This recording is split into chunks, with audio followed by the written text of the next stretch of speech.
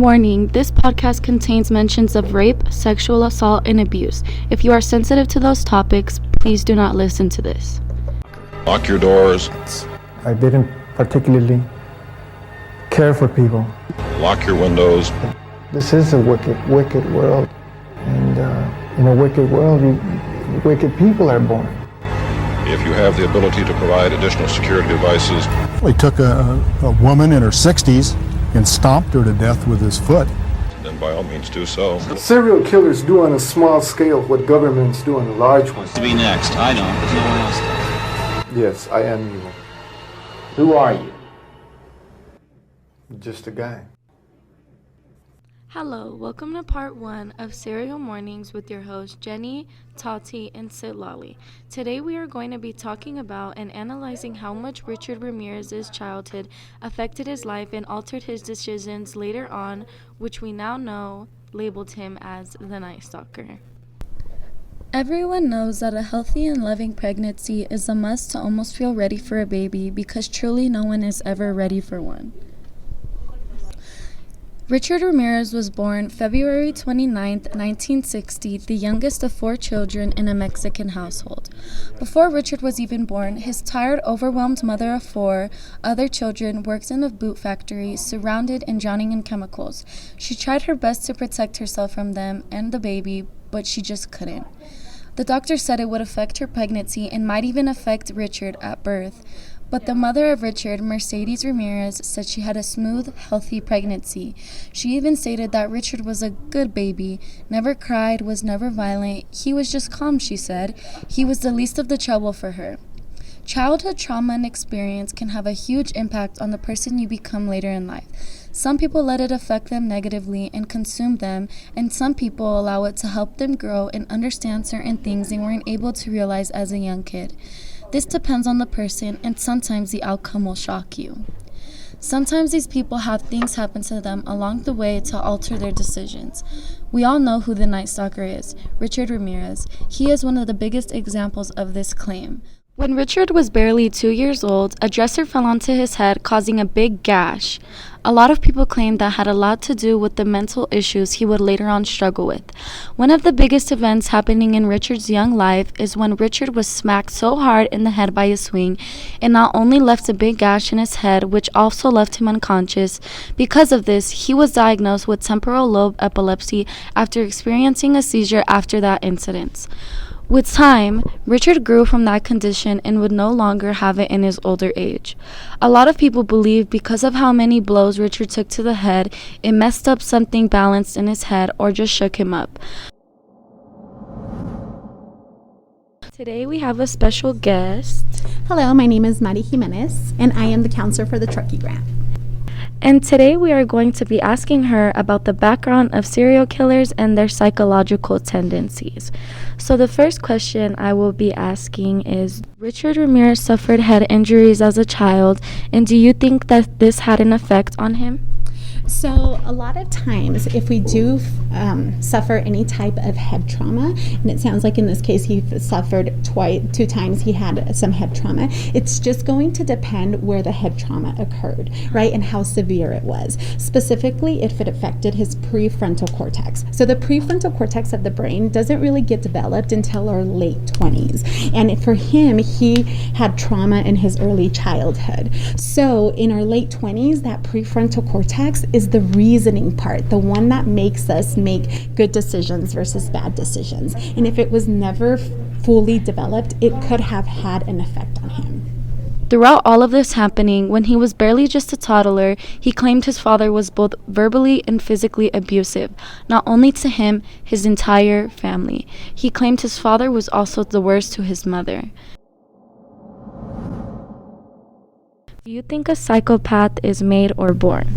I think it has to do with both. It has to do with our environment and also our DNA, so it is a combination of both. But environment does play, I think, a bigger role in this case.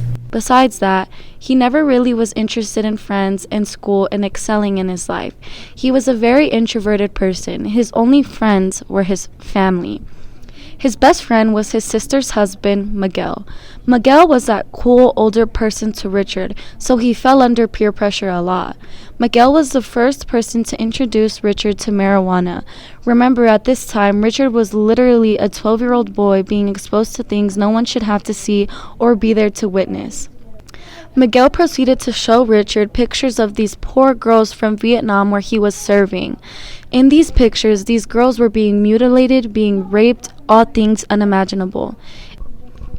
It did not just stop there. Miguel would go on to specifically describe what he and other men would do to these poor women. As Richard got older, he admitted to being sexually aroused by these photos, even knowing they were wrong, even knowing that what was happening in these photos were wrong. Miguel was a veteran of the Vietnam War and had a lot of military practice and skill. Miguel thought it would be a great idea to teach Richard skills he learned while in the war. And the weirdest thing about this was he did not just teach him by showing him small skills in the backyard. He showed Richard by peeping around not only grown women's windows, but also teenage girls. They sneak out late at night and stalk these poor girls who had no idea what was happening.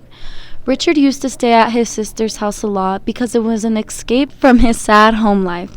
It was the only place Richard might have felt cared for. When Richard wasn't feeling it at his sister's house with Miguel, he would escape at night at a cemetery. No reason was really ever given for this, but he did. The worst thing I believe that happened is an incident that happened to Richard also at the age of 12. One day while Richard was at his cousin's Miguel, he was grabbing a drink from the fridge. He saw a gun on the counter and asked why it was there, but his cousin told him to just not worry about it. As Miguel's wife arrived at the house, they started arguing. Without any warning, he just pulled the gun out and shot her. Richard remembered being shocked. He didn't understand what had just happened. He was just in shock. After a while of failing to do good in school, he became addicted to drugs, and at the age of 17, he dropped out of high school, and after he dropped out of high school, he moved to the LA area. He continued to commit minor crimes and was even in prison for a short while of time for stealing a car. He was a damaged child who never received the love and care he deserved as a child. All he knew was pain and trauma. Little did we know he would soon be inflicting that pain on others. Why do you think people who endured the same abuse and trauma as Richard did not turn out to kill and hurt people like he did? I know in psychology there has been research that shows that a lot of times people that have been like physically abused, emotionally abused, or sexually abused, they do go on and become serial killers. But there is also research that not all serial killers went through that type of trauma, right? Not that they went through physical, emotional, or sexual abuse. But there is commonalities on it, so it's really hard to answer this question just in the case that, yes, it could have come into play, but also some serial killers became serial killers without ever going through any of that trauma. So after analyzing Richard's childhood, we made a survey and asked if anybody felt sympathy for the young Richard without giving them any background on what he did as an adult. 70.3% of people answered yes, and 29.7% of people answered no. The people that already happened to know him answered that they really do feel sympathy and they feel sorry for what happened to him as a child, but that gives him no excuse to do what he did as an adult and inflict pain on people as he did. At the age of 24, Richard Ramirez killed his first victim of his killing spree, but it was not his first ever murder. According to Los Angeles Times, a metropolitan daily newspaper, his first ever murder was actually a 9-year-old girl who was found tied up in the basement of a San Francisco hotel, where she was sexually assaulted and stabbed to death. Her name was May Lung. But this murder wasn't connected to Ramirez right away. It wasn't until they caught him years later in where they connected the DNA found in the crime scene to Richard Ramirez. But Richard Ramirez's first murder in Los Angeles, California, was a 79-year-old woman named Jenny Vincal. He got in through her home window and was found nearly decapitated in her own apartment in LA on June 28, 1984. His second murder wasn't until the year after the incident on March 17, 1985. His second victim was Dale Yoshi Okazaki. This encounter actually began in a thrift store where Maria Hernandez would go for her break. There, he saw this man and would later see him again on the freeway on her way home. She brushed it off, but later realized he had followed her home, but it was too late. He banged on the car to get her attention and shot her. Thankfully, from nothing more than a miracle, her keys saved her. She put her hands up with keys in hand to try to protect herself, and it worked. The bullet jumped off the keys and gave her no injuries, but Richard Ramirez thought otherwise. He proceeded to walk into Maria's and Dale's condo, thinking he had killed Maria. In the condo, however, he saw Dale's fingers on the counter as she was trying to hide behind it. But as she peeked her head up to see if he was gone, he waited for her to look at him, and as soon as she did, he shot her in the head. What are some characteristics some serial killers share?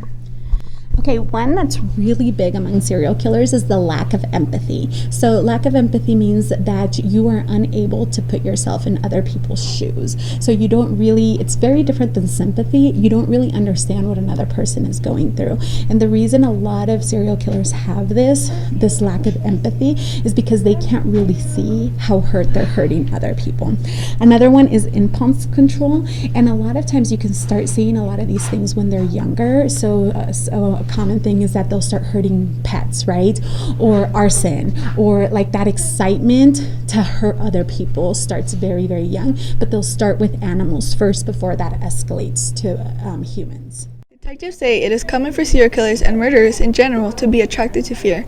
They like seeing the fear in their victims' eyes and faces and wait until they see the fear before killing them, which does nothing more than feed their desire to see others in pain and fear.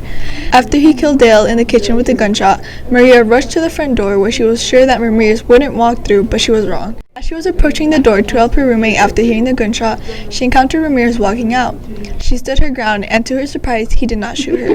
The reason is still unknown, but many theorize that it is because Richard's desire to see fear in his victims before killing them. But since Maria showed no fear, he had no desire or reason to kill her. But regardless, she was a very lucky person for surviving such an attack. But sadly, not everyone ran with the same luck as her. The same day as this attack, a 30-year-old woman named Silene, better known as Veronica, was shot 2 times by Richard. She was stopped by him as she was driving by Monterey Park and was pulled out of her own vehicle to meet her last moments on Earth. Her last words were, "Help me, help me." Just 10 days later, on March 27, 1985, Richard Ramirez killed a couple in their home in Whittier, California. The husband, Vincent Cesara, was instantly killed as Richard entered the room through a gunshot in his temple, while his wife Maxine Cesara sadly suffered more. She was raped and tied up once he started to look for valuables around their home, and Maxine, with a determination to survive, successfully got herself out of the ties and was able to set herself free. She remembered the shotgun she had under the bed, and once Richard entered the room, she pointed the gun at him and pulled the trigger. Sadly, the gun wasn't loaded, which only angered Richard more. Following this attempt for survival, she was beat up, shot 3 times, stabbed, and left with no eyes. Ramirez had gouged her eyes out and put her eyes in a jewelry box to take as he left the crime scene, but this was the first ever crime scene in where they had found a specific shoe print. At the time of these murders, there were multiple young kids being taken from their home or even schools to be raped only to be left alone with the fear of whether or not they would see their parents once again. The person to blame? Richard Ramirez. In the scenes of these crimes, another shoe print was also found. This actually helped police detectives connect both crimes to one person. But this only added more pressures as it meant they had to find him because of the severity and variety of the crimes committed by him. But if I mentioned every single murder he did by detail, we would be here for 20 minutes. So for summary, the rest of his crimes mainly contained him killing the husband and raping the wife. Some crimes that included this type of attack was the case of Bill and Lillian Doy, Sakina and Elias Abuwath, the murder of Maxon and Lila Needing, Peter and Barbara Pan, and the case of Chainarong and Somkit Konanath. But with the case of the Konanaths, it not only involved the couple, but it involved their 8-year-old son as well. It is said that Ramirez raped their 8-year-old son after killing the father and raping his mother. It is one of the most hardest cases to talk about, which is why we won't go into detail. There were a few cases in which he only attacked women though, some being the attack of Whitney Bennett, Joyce Nelson, Sophie Digman, Florence Lang, and Carol Kyle. But not all women had the same luck. Some were murdered, some of them being Mabel Bell, Patty Higgins, and May Cannon. Every single name had a story and a family who lost someone they loved. Everyone was disgusted and angered by the way Ramirez killed and attacked his victims. Everyone wanted justice for their loved ones, and it wasn't until August 31, 1985, almost 106 days since the first death of Richard Ramirez's killing spree, that he was finally caught. On August 30th, 1985, Richard Ramirez traveled to Arizona to meet his brother, but he failed to meet him, so he soon returned to Los Angeles early morning of August 31st. What Ramirez didn't know was that the majority of newspaper headlines and television news programs share the drawn image of Richard, the one that resembles Richard the most. The Night Stalkers was a leading hit story all across California. Once Richard arrived in California, police officers were keeping watch out on the buses to catch the Night Stalker. Richard was able to walk past the police officers without causing them to notice, so he soon fled for a convenience store in East Los Angeles. Thankfully, a group of elderly Mexican women identified Richard Ramirez as El Matador. Richard later saw his face on the front pages of the newspaper and fled the store, filled with panic. He ran across the Santa Ana freeway and tried to carjack a woman, but was chased away by bystanders who were after him. Richard was hopping over fences and attempted to carjack 2 more people, but a group of residents were still after him, and one was able to struck him in the head with a metal bar. The group then halted Richard down and beat him until the police came and took him away. After Richard Ramirez was captured, his trial kept getting pushed back to only start 4 years after his arrest. He was convicted of 13 murders, 5 attempted murders, 11 sexual assaults, and 14 burglaries. During his first hearing, he appeared with a pentagram drawn on the palm of his hand saying, "Hail Satan," one of the rarest times we hear Richard Ramirez speak. Many would be scared to stand trial, but Richard Ramirez was completely unfazed by Superior Court judge. When interviewing Richard Ramirez, he seemed very composed and calm when asked why he did these horrible things. Is there any reasoning behind this? Yeah, definitely. One of the biggest things is that a lot of times serial killers become really smooth talkers, and the reason this is because they learn how to mask and mimic other people's behavior, because they can't connect with other people emotionally, because a lot of them lack that empathy. So they learn how to act or pretend that they are this individual. So a lot of times they tend to become really smooth talkers, or they know how to manipulate others just because it's a learned behavior that they have learned throughout time. But it's not really how they're acting. They're learning to act that way. Richard showed no remorse and would rock on his chair with a grin on his face. The Richard Ramirez trial would go on to be the most expensive and toughest trial in all American history. 1,600 juries were interviewed and 100 witnesses testified against Richard. Metal detectors were even installed in the courtroom over a report that one of the employees overheard Ramirez saying he was going to smuggle a gun into the courtroom and shoot the prosecutor. On July 1988, Ramirez pled not guilty to all charges, but his crimes were so cruel that he earned himself 19 death penalties. Finally, on September 1989, Ramirez was found guilty of all charges, according to Crimes Lab, the digital website that goes in more detail about the murders and trial of Richard Ramirez. During his trial, Richard Ramirez had a lot of admirers and fans within women. One person said, "I think he's cute," according to Oxygen. Richard would receive fan mail with pictures of explicit images and marriage proposals from all around the world. Doreen sent so much that it caught Ramirez's attention that they would go on to tie the knot in 1996. Once Richard Ramirez was connected to a murder with a 9-year-old, Doreen divorced Richard soon after, but no specific reason was released on their separation. On June 7, 2013, Richard Ramirez would meet his death at the Marine General Hospital in Green Bay, California. Richard suffered from cancer and chronic substance abuse and chronic hepatitis C viral infection. Richard was 53 years old and has spent more than 23 years on death row before he met his death. Thank you for tuning in to today's episode. We hope you enjoyed our podcast. And remember, stay safe, lock your doors, and lock your windows.